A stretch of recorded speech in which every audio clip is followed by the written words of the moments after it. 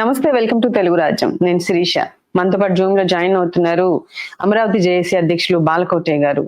Tirupati issue చూసుకుంటే రేపు జగన్ తిరుపతి వెళ్లే నేపథ్యంలో తిరుపతి అంతా హై టెన్షన్ నెలకొని ఉంది. అక్కడ స్వామీజీలు గాని, హిందూ సంఘాలు గాని, హిందూ మనోభావాలు దెబ్బతిన్న ప్రజలు, పార్టీ కార్యకర్తలు చాలా మంది కూడా జగన్ తిరుపతి రావడానికి వీల్లేదు అంటే డిక్లరేషన్ ఫామ్ మీద సంతకం పెట్టాలి. డిక్లరేషన్ ఫామ్ 136 అనే ఫామ్ మీద ఈఓకి డిక్లరేషన్ ఇస్తేనే తిరుపతిలో అడుగు పెట్టనిస్తాము అని నాయకులు చెప్తూ ఉంటే అసలు హిందూ సంఘాల నాయకులు, స్వామీజీలు, సాధువులు చాలా మంది హిందువుల మనోభావాలు దెబ్బతిన్నాయి ఈ కల్తీ లడ్డు వల్ల. గత 5 సంవత్సరాల నుంచి ఈ కల్తీ లడ్డు జగన్ ప్రభుత్వంలోనే జరిగింది కాబట్టి అసలు ఇటువంటి వ్యక్తి తిరుపతిలో అడుగు పెట్టడానికి వీల్లేదు, పెట్టనివ్వము అని చాలా గట్టిగా చెప్తూ ఉన్నారు. మాధవీలత గారు ఆల్రెడీ తిరుపతి వెళ్ళిపోయారు. అక్కడ హిందూ సంఘాలను అందరినీ కూడా సామాజికవేత్తలతోటి వాటితోటి మాట్లాడుతూ ఉన్నారు. రాస్తారోకోలు, ధర్నాలు నిర్వహిస్తున్నారు. వీటికి సంబంధించి బాలకోటయ్య గారితో మనం మాట్లాడదాం. సార్ నమస్తే అండి.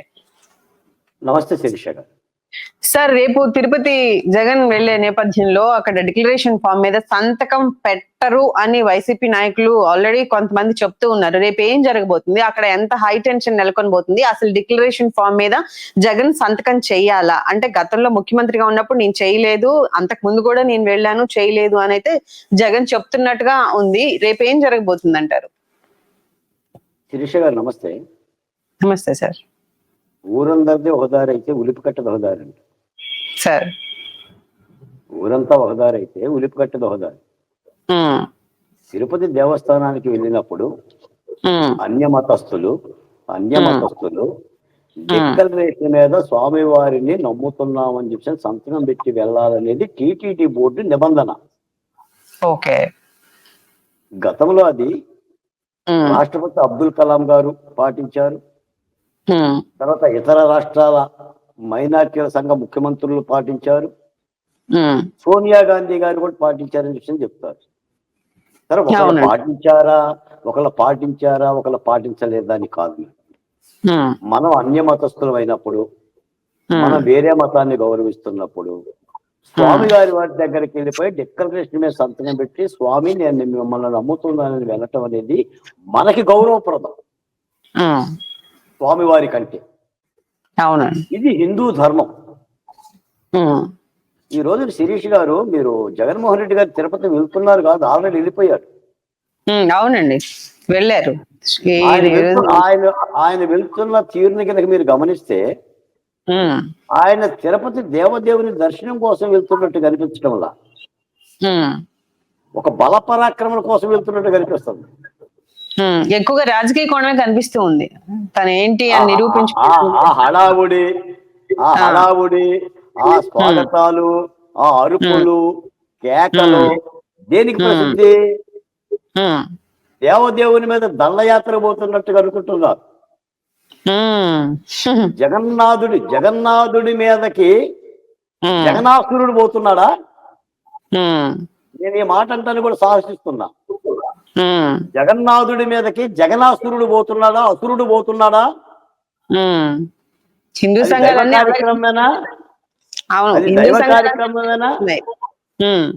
ఈ రోజున తిరుపతి దేవస్థానం గత 15 రోజులుగా దేశవ్యాప్తంగా అట్టుడుగుతుంది. ఈ అట్టుడగటానికి కారణం జగన్మోహన్ రెడ్డి గారి పరిపాలన తీరు. ఆయన హయాంలో లడ్డీ కల్తీ జరిగిందని చెప్పేసి ఆరోపణలు వచ్చినాయి. ఆ ఆరోపణలు సాక్షాత్తు ఆంధ్రప్రదేశ్ ముఖ్యమంత్రి చంద్రబాబు నాయుడు గారే చెప్పారు. ఆ నెయ్యిని టెస్ట్ గా పంపించారు. గుజరాత్ ల్యాబ్ కూడా దాని శాతాలు డిక్లరేషన్ చేసి కల్తీ పదార్థాలు జరిగిన మాట యథార్థం అని చెప్పారు.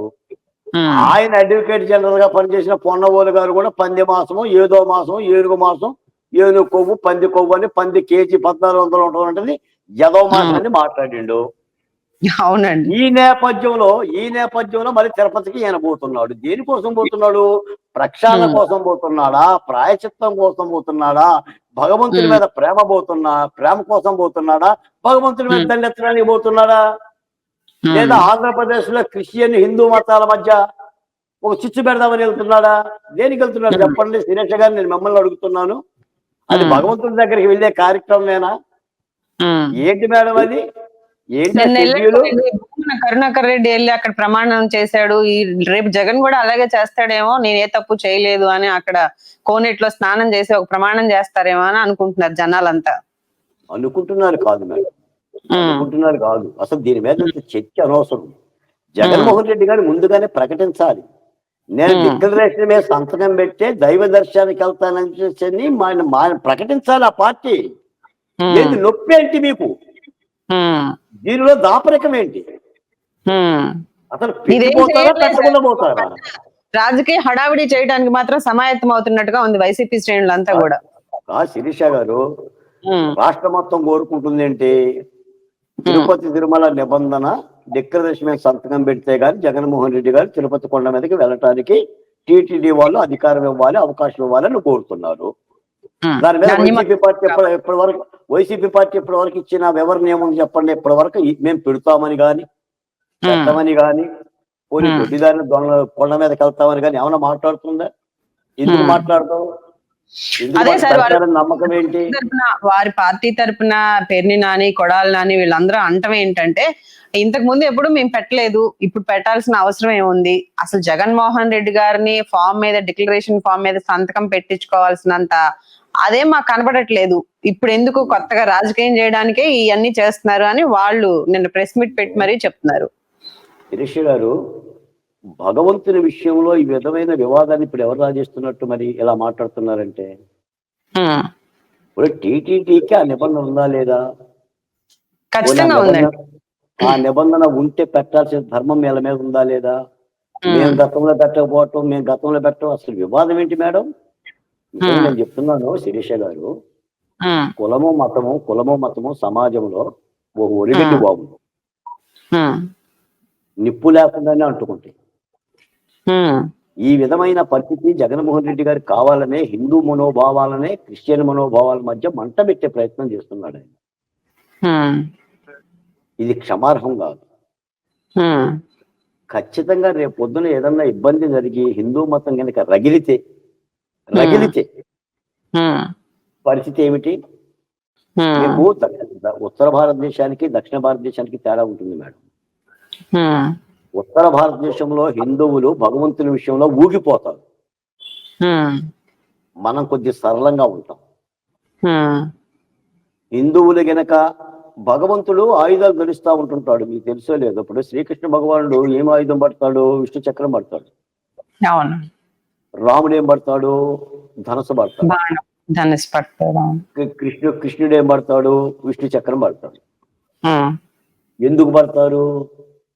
ఆయుధాలు ఎందుకు పడతారు? దేవుళ్ళు దుష్ట శిక్షణ కంటే ఆత్మరక్షణ కూడా.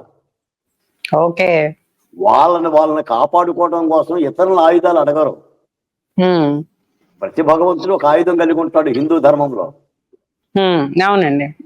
ఇప్పుడు హిందువులు మొత్తం కూడా కలిపి తమ ధర్మాన్ని కాపాడుకోవాలని ఆయుధాలు చేపడితే జగన్మోహన్ రెడ్డి గారి పరిస్థితి ఏంటి?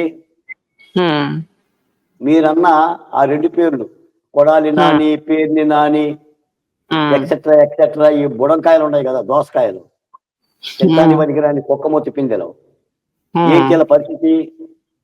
వివాదం దేనికని అడుగుతున్నప్పుడు నేను ఐఎమ్ ఆల్సో హిందూ, బట్ క్రిస్టియన్ని గౌరవిస్తాం, మైనార్టీని గౌరవిస్తాం, అల్లాన్ని గౌరవిస్తాం. భారత రాజ్యాంగం ఏం చెప్తుంది? సర్వమత సమారాధన చెప్తుంది కదా. అవునండి. లౌకిక దేశం కదా ఇది. నీ మతాన్ని గౌరవించినట్టుగా ఇతర మతాలను కూడా గౌరవించమని చెప్తుంది కదా. మరి జగన్మోహన్ రెడ్డి డిక్లరేషన్ ఎందుకు ఇవ్వడం నేను అడుగుతున్నా. ఇవ్వకపోతే తిరుపతి కొండకు కాదు కదా, ఏ కొండ కూడా పంపించకూడదు. టీటీడీ దేవస్థానం వెంటబడి వెనక్కి తరమాలి. ఓటమి ప్రభుత్వం తరిమెయ్యాలి కొండకెళ్లకుండా జగన్మోహన్ రెడ్డిని. ఆయన డిక్లరేషన్ మీద సంతకం పెట్టకుండా కొండకెళ్తే అపవిత్రమైనట్టు భగవంతుడికి. అది రాష్ట్రానికి క్షేమం కాదు, దేశానికి క్షేమం కాదు. ఈ విషయం వైసీపీ నేర్చుకోవాలి.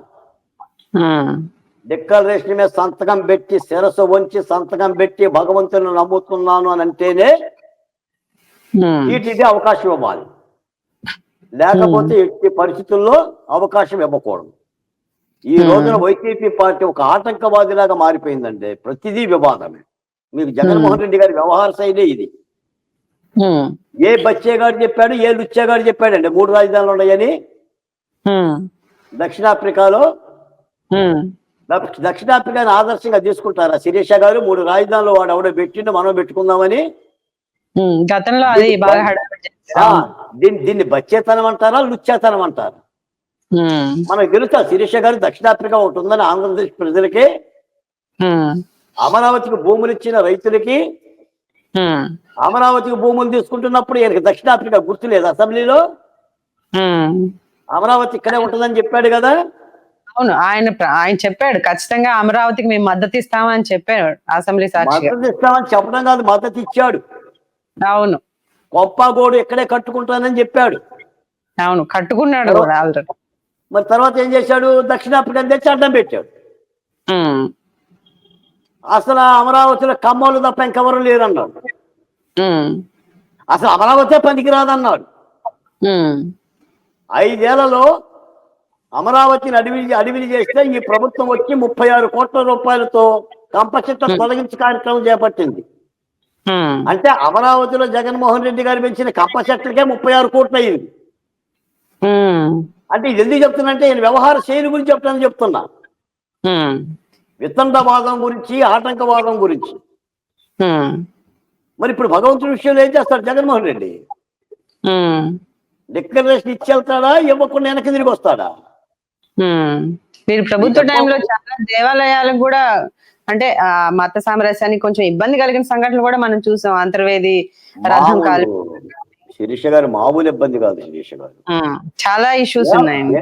దేవదేవుణ్ణి సతీ సమతంగా ఆయన మాట్లాడలేదండి, బయటకు వచ్చి గట్టిగా నిరసనలు కూడా తెలపలేదు. వాళ్ళు మౌనంగా మనసులోనే బాధపడ్డారు కొన్ని విషయాల్లో శిరీష గారు.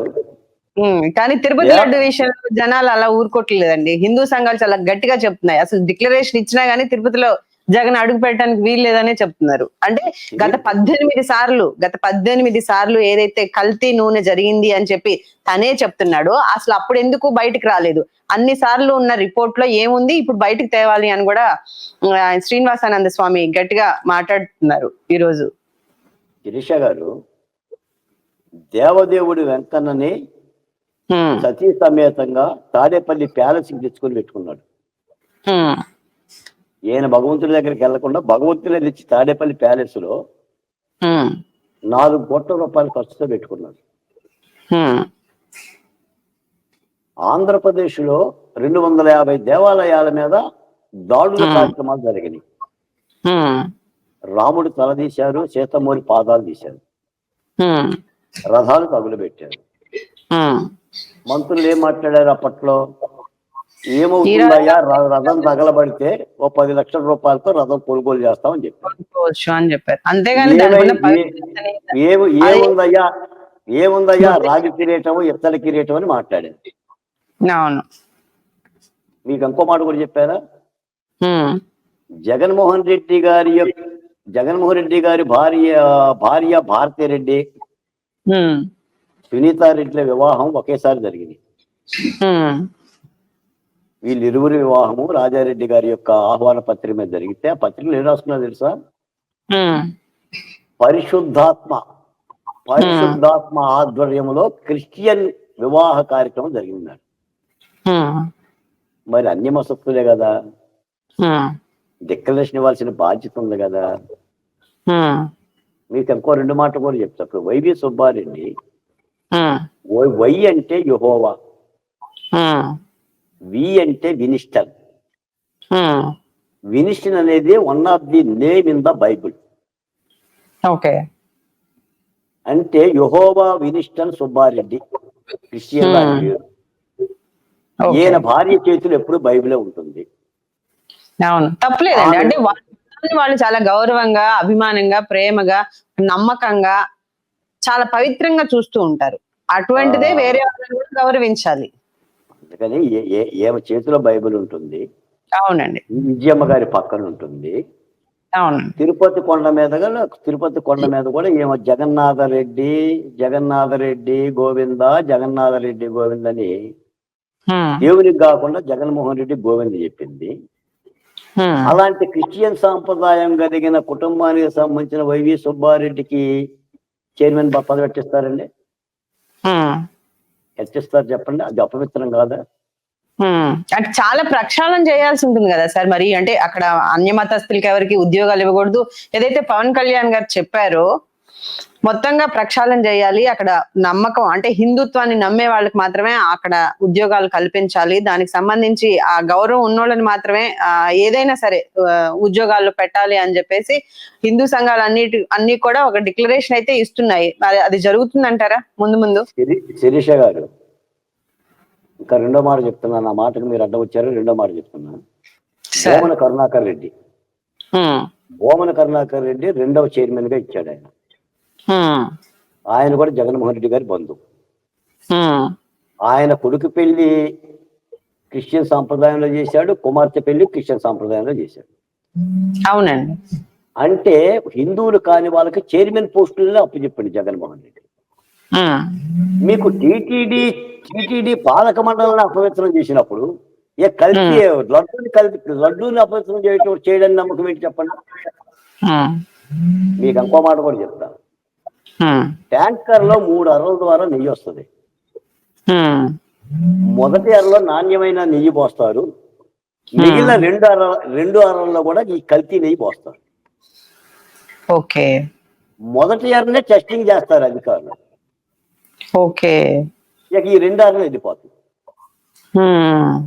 రెండోది ఒక్క కల్తీ లడ్డే కాదు మేడం, యాలుకలు, లవంగాలు, ఆ పదార్థాలు కూడా నాణ్యత లేని సరుకునే వాడారు. అవునండి. గతంలో తిరుపతి లడ్డు చూస్తే ఘుమఘుమలాడిపోయేది, పచ్చకర్పూరం వాసన తోటి, మంచి యాలకుల సుగంధం తోటి. అది ఇంట్లో పెట్టుకున్న 2-3 రోజుల వరకు కూడా మంచి సువాసన వెదజల్లుతూ ఉండేది. శిరీష గారు, మనం తినే లడ్డు అపవిత్రమైన మాట కాదు ఇక్కడ. భగవంతునికి సమానమైన పవిత్రమైన ప్రసాదం హిందూ ధర్మంలో. ఆ పవిత్రమైన ప్రసాదం అపవిత్రమైంది అనేది ఈ రోజున మాట్లాడుతున్నాడు మనం. అవును. ఇప్పుడు మనం ఎన్ని మురికి పదార్థాలను జీవితంలో తినొచ్చు బయటకు వచ్చి, కానీ దేవస్థానం మీద ఉండే ఆఖరికి దేవదేవుడికి పెట్టే నైవేద్యం కూడా అపవిత్రమైందంట. ఇది ఆల్రెడీ ల్యాబ్ రిపోర్ట్ మేడం. ఈ రోజున ప్రభుత్వం కూడా స్టిక్ చేసింది, విచారణ చేసింది. నేను మాట చెప్పాను శిరీష గారు, ఇప్పుడు ఆరోపణ వచ్చింది. ఆరోపణ వస్తే వైసీపీ పార్టీ కానీ జగన్మోహన్ రెడ్డి గారు ఏం అడగాలి? మా హయాంలో ఎలాంటి అపవిత్ర కార్యక్రమాలు మేము చెయ్యలేదు, మీరు ఎలాంటి విచారణ చేసినా కూడా మేము సిద్ధం అని అనాలి. అసలు నా మాటకు వస్తే ఏనే విచారణ ఆహ్వానించాలి. అది సిట్ అయినా, సిబిఐ అయినా, లేదంటే సుప్రీంకోర్టు చీఫ్ జస్టిస్ అయినా. ఈయన మోడీ గారికి రాసిన లేఖలు ఎక్కడ ఆహ్వానించాడా మేడం? విచారణ అయ్యండి, విచారించండి అని మా మాట రాశాడు ఆయన? లేదు. చంద్రబాబు నాయుడు గారు ఇలా కంప్లైంట్ చేస్తున్నారని చంద్రబాబు నాయుడు గారి మీదే చెప్పారు. ఈయన బాధ ఏంటంటే, నేను తప్పు చేశా, నేను దొంగతనం చేశా, నా తప్పు గురించి దొంగతనం గురించి అందరికీ చెప్తాడేంటి చంద్రబాబు నాయుడు గారు? అలా చెప్పకుండా మందలించండి. అలా చంద్రబాబు నాయుడు గారు చెప్పడం మూలన హిందువుల మనోభావాలు దెబ్బతింటండి. ఇప్పుడు ఇదంతా కూడా గొడ్డల కేసులాగానే ఉంది. గొడ్డల వేట్లో కూడా ముందు ఆత్మహత్య అన్నారు, తర్వాత రక్త విరేచనాలు అన్నారు, మూడోసారి చంద్రబాబు నాయుడే చంపింది అన్నారు. అవును. ఆయన చేతికి ఒక కత్తి ఇచ్చారు, వాళ్ళ పేపర్లో నిలువెత్తు ఫోటో వేశారు. మరి ఇప్పటికి వివేకానంద రెడ్డిని ఎవరు చంపారు చెప్పండి? ఇప్పటికి కూడా మీరు వైసీపీ వాళ్ళు అడగండి, వివేకానంద రెడ్డి హత్య ఎవరు చేశారంటే చంద్రబాబు నాయుడు చేసిందని అంటాం. చంద్రబాబు నాయుడే చేసినట్టారు మేడం. ఇప్పుడు కూడా మీరు అవసరం వస్తే విచారించండి అంటారు. ఎందుకంటే ఒక దుర్మార్గమైన వైఖరి. నేను ఒక మాట మాత్రం చెప్తాను శిరీష గారు, ఇది మాట్లాడుకోవటం కంటే చాలా సున్నితమైన అంశం, భావోద్వేగాల అంశం, రాష్ట్రాన్ని గాడి తప్పించే వ్యవహారం.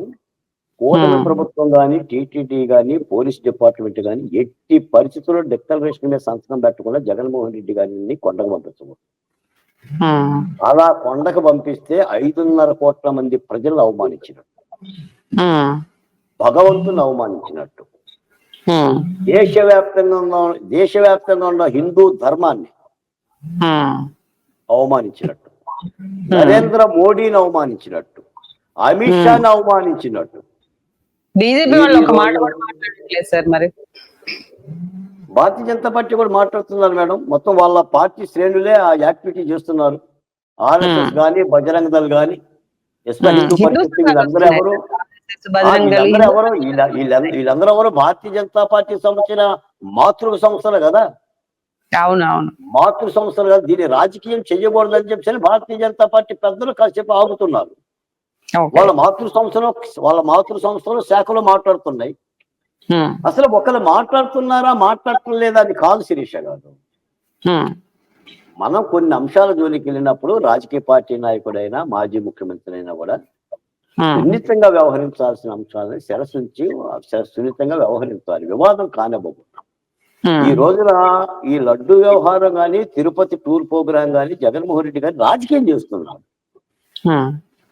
అందుకనే మొన్న ఏదో చంద్రబాబు నాయుడు గారు ఒక మాట అన్నాడు, మక్కలు ఎరగదీస్తాము అని. ఏమైనా అవకాశం ఉంటే మరి ఆ పని ఏదో చేసైనా సరే ఏం ఆపాలండి. ఎందుకంటే ఇది క్షంతవ్యం కాదు. దీనిని ఎవరు కూడా హిందువులు క్షమించరు.